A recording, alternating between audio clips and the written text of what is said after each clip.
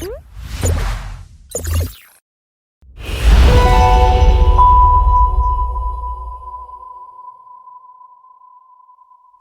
everyone, I welcome you all to our tech podcast series. And I am Chavri, your podcaster of the day. And yes, we are yet again back with another entrepreneur to talk about a lot of stuff. Now you might be thinking, what are we going to talk about today?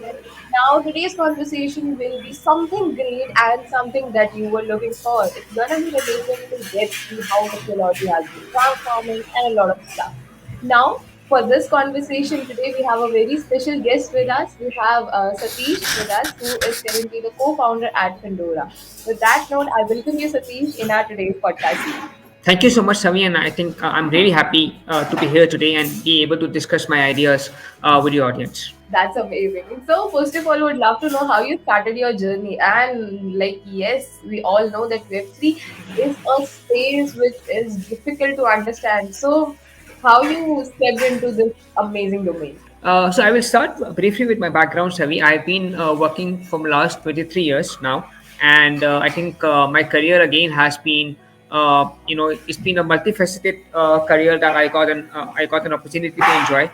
Started out with PR and brand management at the first 8 years of my life, and then from 2010 onwards, have been involved with three venture capital funds. Was part of the investment teams across multiple domains, including real estate, media, and early stage startups. And other than that, also have been a serial entrepreneur wherein I kind of launched multiple funding platforms in India.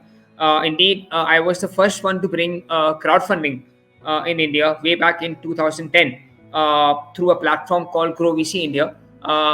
This was the time when India has not heard about crowdfunding yet, and then in 2013 again launched my another crowdfunding platform called Catapult, wherein we were able to help about 100 early stage entrepreneurs to be able to raise equity free funding from their friends, families, and communities who were interested in their idea and their passion. So that has been the journey, and have been working very closely with the entire startup ecosystem, mentoring a few of them. Also wrote my book in between, which was called Unblock, wherein I kind of essentially talked about my experiences during my entrepreneurial journey, and what should be the kind of attitudinal hacks that wannabe entrepreneurs should be careful about when they are kind of starting on their entrepreneurial journey. This entire thing about Web3 and NFT actually started somewhere around mid 2020, right?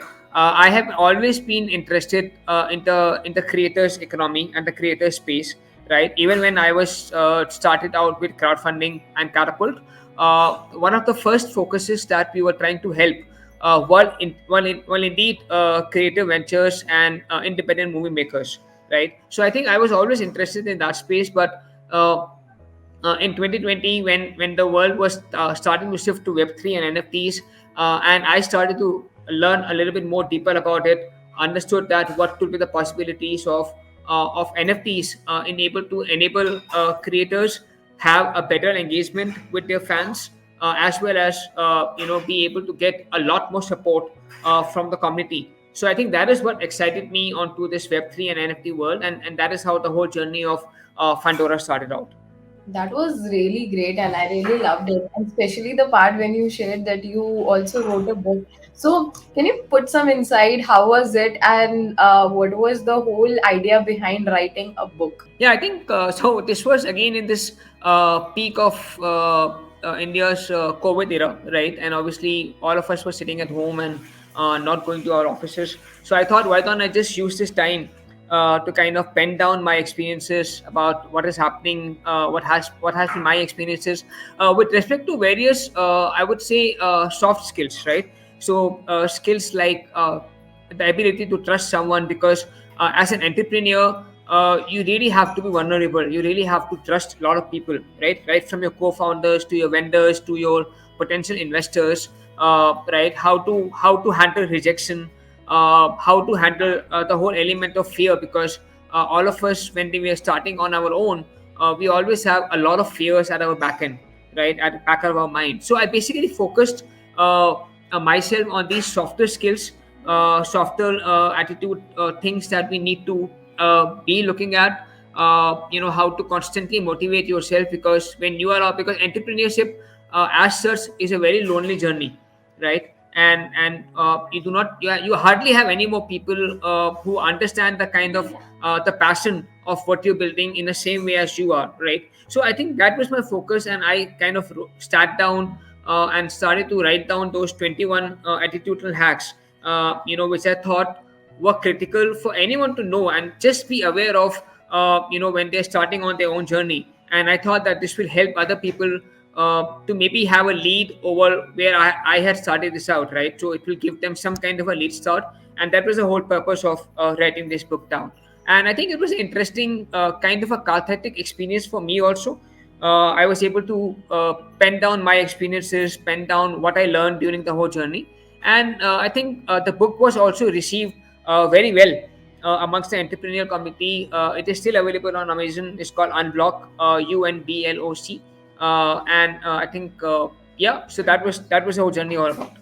That was really great, and also I also want to add one thing to it, that yes, writing a book is not that much easy, and when you pen down all your thoughts and views as an entrepreneur, it's actually very powerful, and the thoughts and the views are something which are very very much valuable to the beginners as well.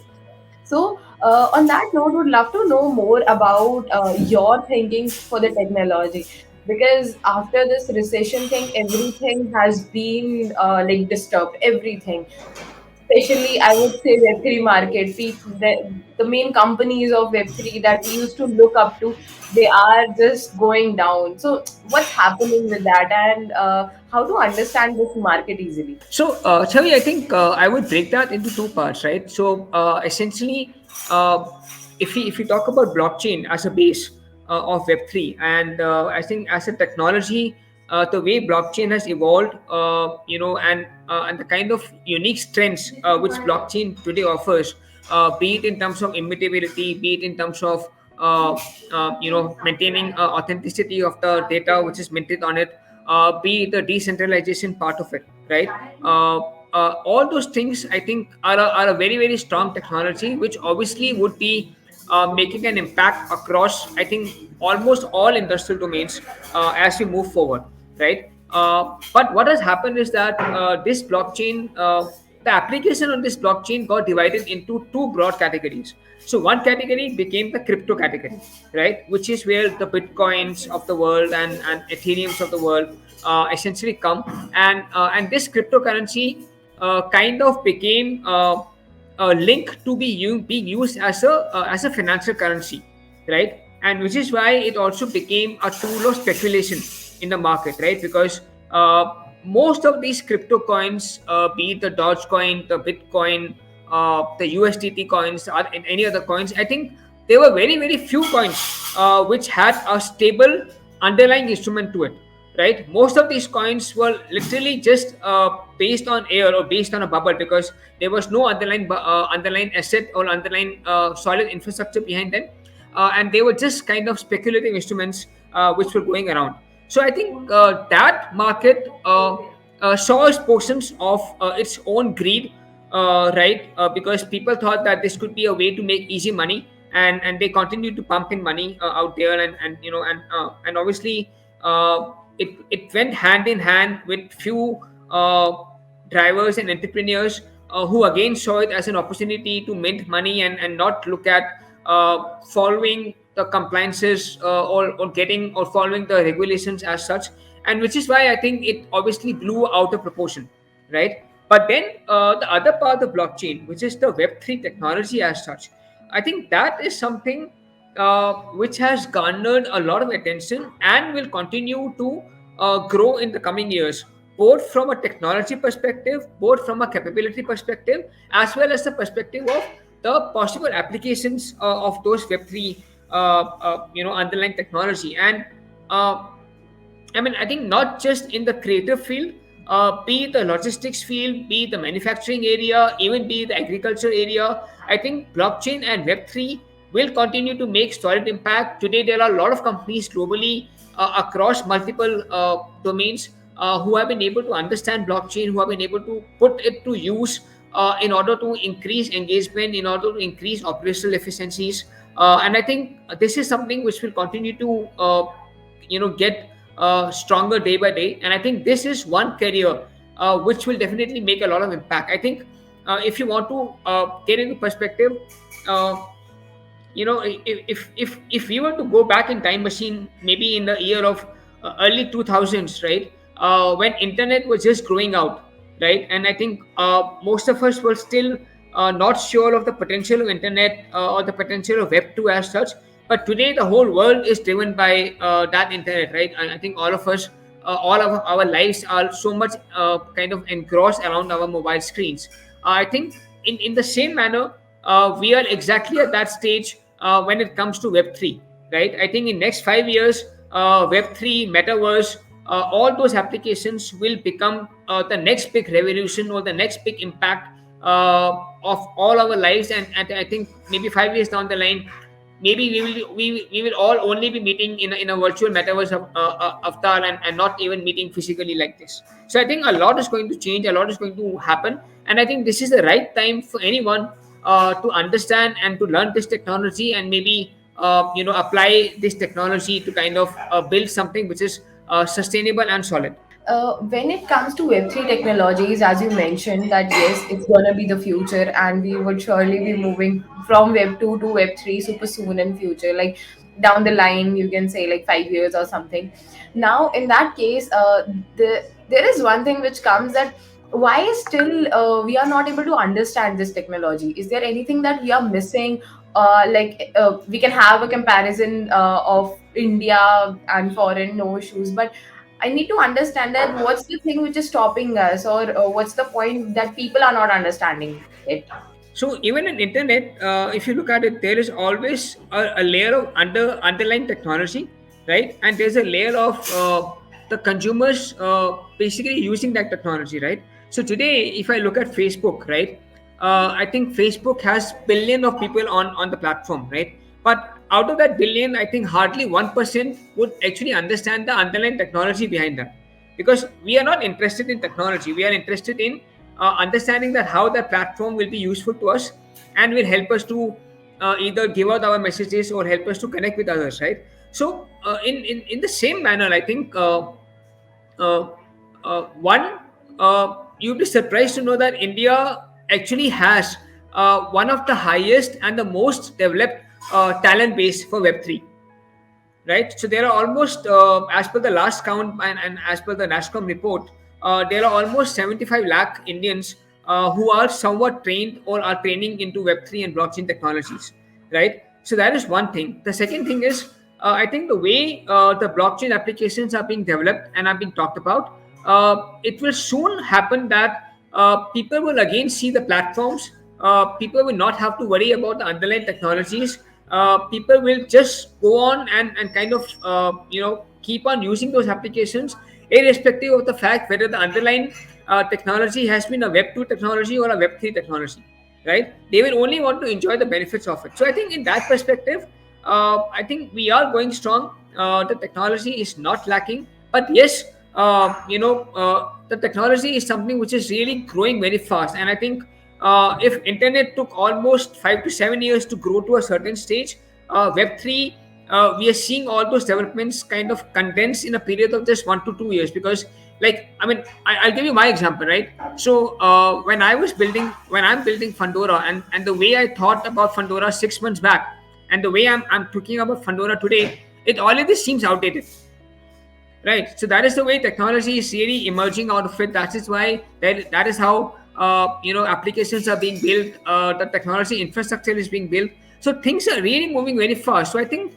it's okay. I mean, I think the people who understand technology, the people who really want to build products from a technical point of view, I think they are finding today enough of networking opportunities, enough of learning platforms that they can use to learn Web3, blockchain. And I think, anyways, when it comes to blockchain, the base which is required to learn blockchain is again coding, right? So if you are already expert in coding, if you already are expert in some kind of a technical development, you won't take much long to understand blockchain. And beyond that, I think it's all upon you, because Web3 is all about individuality, right? Web3 is all about each one of us thinking and making our own applications. And the way this entire blockchain infrastructure today is, the way it is decentralized, I think all of us can keep building decentralized apps, and we do not have to depend on one technology or one person